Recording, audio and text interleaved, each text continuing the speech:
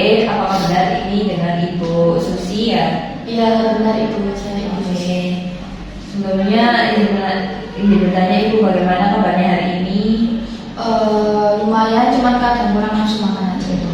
Oke baik Ibu, nanti kita coba bantu ya supaya makannya ini lebih enak dan juga supaya saya lebih paham kondisi Ibu saat ini. Nah, sebelumnya saya izin menanyakan nih Ibu, ini kan saya izin untuk konseling pada hari ini, apakah dari Ibu bersedia meluangkan waktu sekitar 10 menit? Saya bersedia.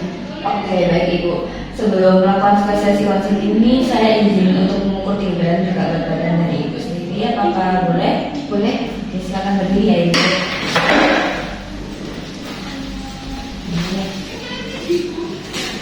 Silakan nanya ya Ibu.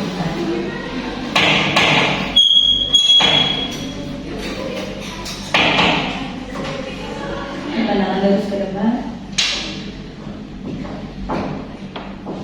Ya, bisa turun. Sudah. Oke, bisa turun lagi. Bisa duduk kembali.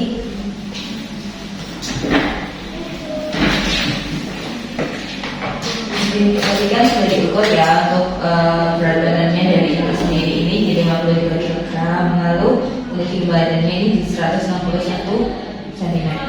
Lalu setelah dihitung untuk indeks massa tubuh dari Ibu sendiri ini di normal, kategorinya ini normal, jadi enggak obesitas atau anoreksi.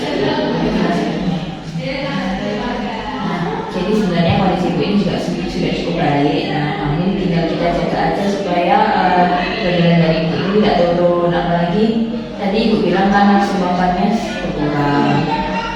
Nah, selain berat badan saya juga lihat kondisi kesehatan Ibu ya Ibu. Dari pemeriksaan ini nafsu makan Ibu sendiri kan tadi menurun, namun berat badan dari Ibu sendiri ini di 140 per 80, lalu untuk gula darahnya sendiri ini 160. Jadi masih perlu kita jaga ya Ibu supaya tidak naik. Nah, kalau boleh tahu biasanya kalau tidak makan itu terasa lemas atau tidak? Iya kadang lemas Ibu. Oke, nah itu juga bisa berkaitan ya Ibu dengan pola makan Ibu. Nah makanya saya juga melihat dari obat dan juga makanan yang Ibu konsumsi seperti itu. Ibu saat ini minum obat metformin dan amlodipin ya. Obat ini kan penting untuk mengontrol gula dan juga tekanan dari Ibu sendiri. Tapi supaya obatnya ini bekerja dengan baik, Ibu juga harus makannya juga harus teratur. Kalau tidak makan, jadi Ibunya bisa lemas seperti itu.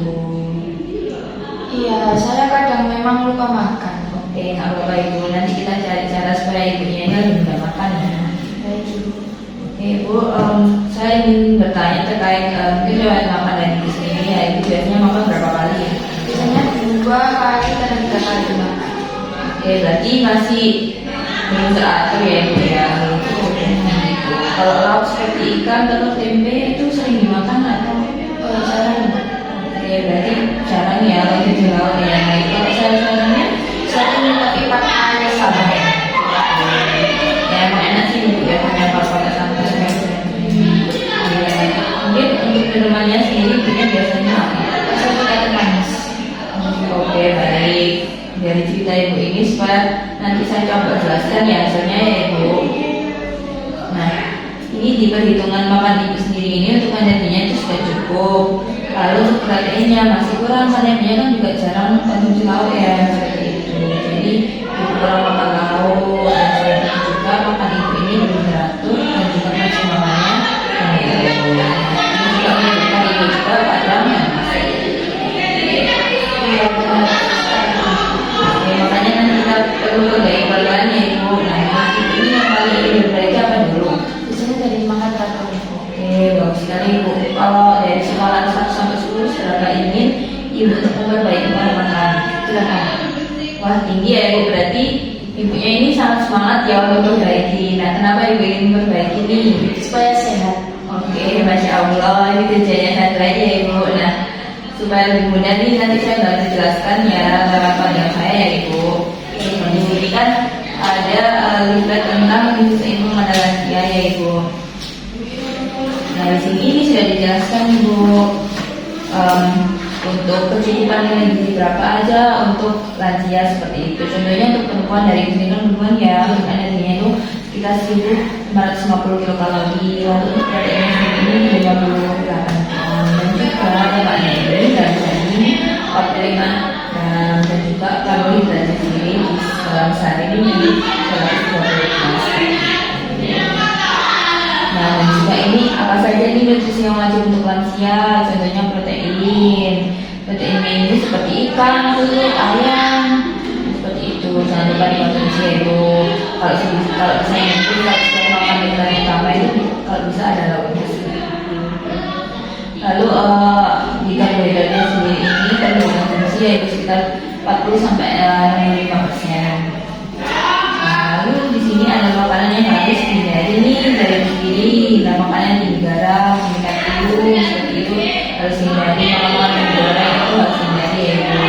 Dan juga daging olahan atau makanan yang ditambahkan itu ya nggak boleh, kalau bisa dikurang-kurangi. Dan juga makanan yang minumannya tinggi gula. Kalau teh manis kan biasa teh manis ini mungkin bisa gulanya itu dikurangi seperti itu. Ini nanti jangan lupa dibaca ya Bu sebagai panduan di rumah. Oke Bu, jadi di sini juga ada contoh piring makanan di sini. Nah di sini tuh ada setengah sayur dan juga ada seperempat nasi atau enggak karbohidrat ya. Karbohidrat kan ada yang lainnya selain nasi, ada kentang, ada roti dan sebagainya, dan juga seperempatnya ini lauk seperti itu. Jadi ibu ini nanti tinggal mengikuti panduan ini saja seperti itu. Mungkin kalau ibunya nanti bosan nih dengan menu yang sama, ada cara supaya bisa diganti-ganti Bu.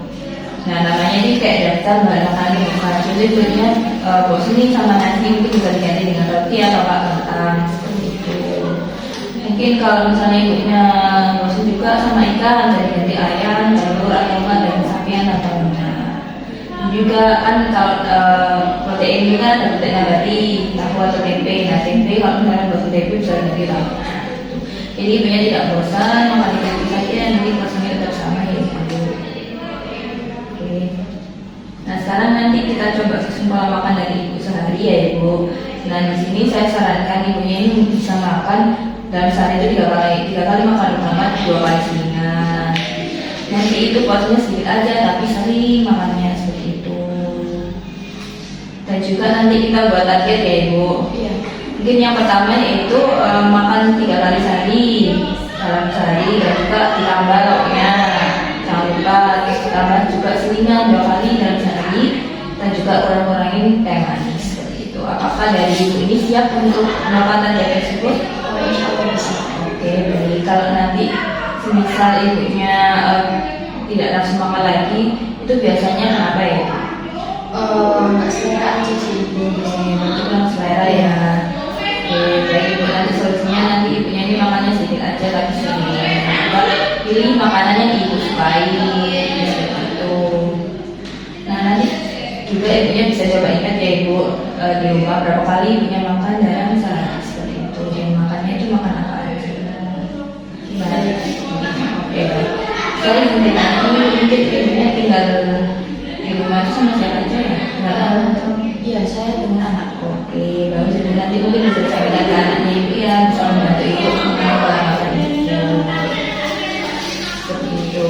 Dan juga ini sebelum saya kita akhiri, mungkin ibunya bisa mengulangi kembali rencana dari target-target kita tadi. Mungkin dari makan teratur yaitu yang kurangin teh manis, terus tambah lauk, protein. Oke, bagus sekali ya Ibu. Nanti kita lihat perkembangannya lagi 1 minggu ke depan, apakah dari ibunya bersedia untuk vaksin kembali di minggu depan?